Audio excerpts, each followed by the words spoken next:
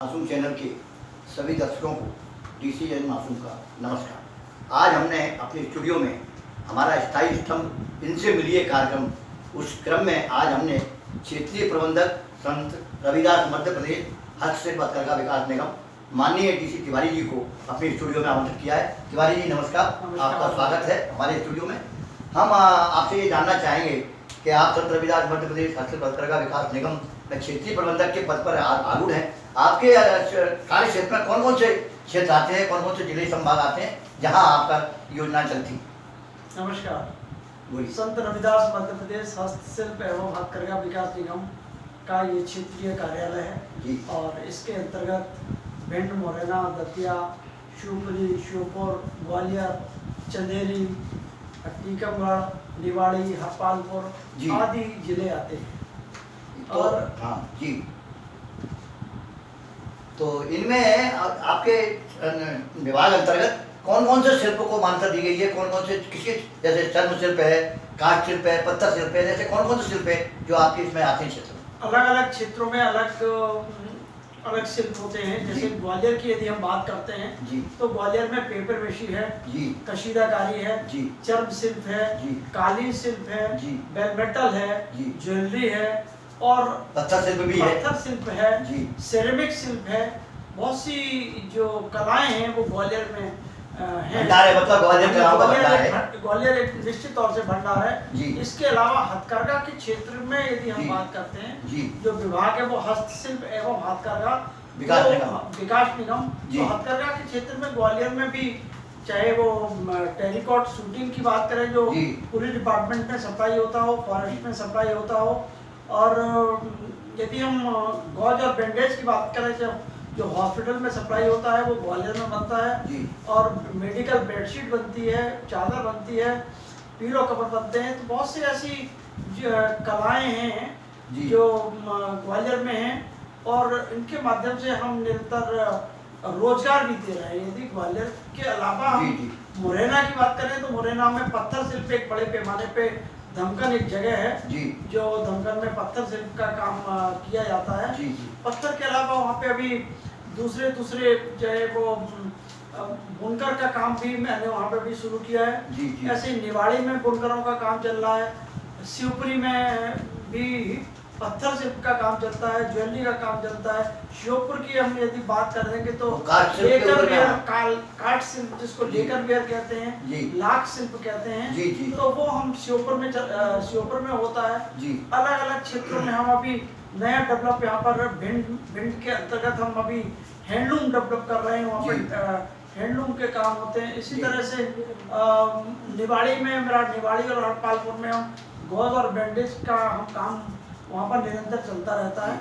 यही निगम की मध्य प्रदेश शासन की जो योजनाएं हैं जी, जी, उनके अंतर्गत आपको और बताना चाहेंगे जी, कि जो ट्रेनिंग होती है, जी, चाहे वो लेदर की ट्रेनिंग हो, चाहे पेपर वेशी की ट्रेनिंग हो, चाहे उसमें शासन पैसे भी देती है उनको, पत्थर मतलब वेशी शिल्पियों को। की ट्रेनिंग हो, जी। मध्य प्रदेश शासन के अंतर्गत एकीकृत क्लस्टर विकास योजना के अंतर्गत जी, ये ट्रेनिंग चलती है और इनको प्रतिदिन छात्रवृत्ति के रूप में 210 रुपए प्रति शिल्पी को प्रतिदिन के मान से सम्मान दे दिया जाता है। मानदेय इनको दिया जाता है। जी, और इसी क्रम में मध्य प्रदेश शासन के अलावा भारत सरकार की कार्यालय विकास आयुक्त हस्तशिल्प भारत सरकार की भी जी, इसमें भागीदारी रहती है। बहुत सी योजनाएं होती हैं। जी, जी, उनके माध्यम से भी हम SDR के अंतर्गत यहाँ पर हम ट्रेनिंग यहाँ पर चलाते हैं। जी, उनमें भी हम 300 रुपए प्रतिदिन के मान से उनको छात्रवृत्ति का भुगतान करते हैं जी। और मास्टर शिल्पियों के माध्यम से हम ये ट्रेनिंग देते हैं। जैसे आपके यहाँ भी चर्म शिल्प की ट्रेनिंग आपके कार्यालय द्वारा चल रही है, उसमें भी चर्म शिल्प की जो है शिल्पी बहनें जो है प्रशिक्षण प्राप्त कर रही हैं। ऐसे ही कार्यालय विकास आयुक्त द्वारा भी कशीदाकारी का प्रशिक्षण ग्वालियर में चल रहा है। तो तिवारी जी, मैं ये जानना चाहता हूँ कि आपके शिल्पियों को अवार्ड कौन कौन से, स्टेट अवार्ड या नेशनल अवार्ड, अपने ग्वालियर में क्या स्थिति है अवार्डों की? यदि हम अवार्ड की बात करें तो मध्य प्रदेश शासन के द्वारा जी, जो पुरस्कार दिए जाते हैं वो तीन तरह के पुरस्कार दिए जी, जाते हैं। जी, एक तो विश्वकर्मा पुरस्कार अवार्ड जो होता है जी, वो उसके अंतर्गत एक प्रथम पुरस्कार होता है जो 1 लाख रुपए का होता है। जी, द्वितीय पुरस्कार होता है वो 50,000 रुपए का होता है। जी, तृतीय पुरस्कार होता है वो 25,000 रुपए का होता है जी। और सांत्वना पुरस्कार होता है वो 10,000 रुपए का जी, होता है। इनमें भागीदारी सुनिश्चित करने के लिए वहाँ अक्टूबर और सितंबर अक्टूबर जी, के जी। आसपास में जी। इनसे हम शिल्पियों से अभिरुचि बुलाते हैं, उनसे जी। आवेदन हम बुलाते हैं। जी। वो आवेदन आने के बाद में मेरी जो निर्धारित कमेटी होती है, जी। कमेटी उनके घर पे जाके देखती है कि वो उनके द्वारा जो स्केच हमको बना के दिया गया जी। है उस पर वो काम कर रहे हैं और किस तरह से वो उसको बनाते हैं, ये कमेटी जाके देखती है। और जब पूरा हो जाता है तो हम उसको यहाँ से लेते हैं, मेरी कमेटी उसको जी। एकत्र करती है। एकत्र करने के बाद अपनी अनुशंसा के साथ में यहाँ से भोपाल भेजा जाता प्रखंड है। जाता है भोपाल। ये प्रकरण भोपाल, कलाकृतियाँ भोपाल जाती जी, जी। हैं और कलाकृतियाँ का वहाँ पर जो निर्धारित मूल्यांकन होता है। कमेटी जो है हाँ, 22 जी। लोगों की कमेटी होती है, जी। उस कमेटी में उसको रखा जाता है, जिसमें नेशनल अवार्डी और स्टेट अवार्डी भी उस समिति में होते हैं। जी। और उसके बाद में जो पुरस्कार की फर्स्ट और सेकंड और थर्ड और सांत्वना जी, जी। पुरस्कार है उसमें उसका चयन होता है। जी। उन पुरस्कारों का माननीय मुख्यमंत्री के द्वारा जब जी। वितरित किया जाता है जी। उस टाइम में ये भोपाल में आयोजित किया जाता है। अच्छा, जो स्टेट और नेशनल अवार्ड होती है, कुछ पेंशन वगैरह भी मिलती है क्या शिल्पियों को? नेशनल इसके बाद में जो स्टेट अवार्ड प्राप्त कर लेते हैं, जी, जी। उसके बाद में वो नेशनल अवार्ड प्राप्त के लिए, करते जी। हैं। और भारत सरकार की योजना के अंतर्गत जो 60 वर्ष से अधिक के लोग हो गए हैं, जी, जी। उनको सरकार के द्वारा, भारत सरकार के द्वारा 5,000 रुपए प्रति माह पेंशन दी जाती है। पेंशन का प्रावधान है। जी।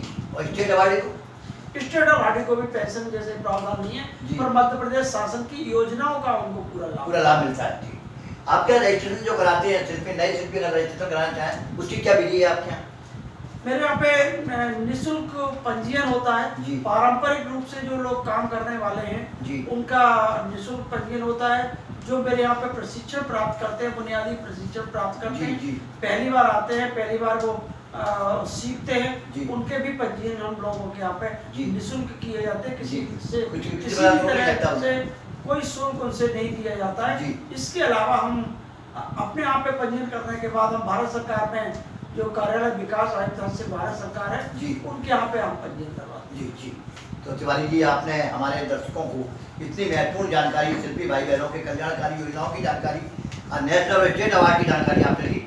आपने अपना समय दिया, हम चैनल की ओर से आपको बहुत बहुत धन्यवाद देते हैं। धन्यवाद। तो दोस्तों, आज हमने इनसे मिलिए कार्यक्रम में क्षेत्रीय प्रबंधक संत रविदास मध्य प्रदेश का विकास निगम बरेली ग्वालियर DC तिवारी जी को स्टूडियो में आमंत्रित किया और अपने शिल्पी भाई बहनों की जानकारी के लिए हमने उनसे विस्तृत जानकारी प्राप्त की। तिवारी जी, बहुत बहुत धन्यवाद।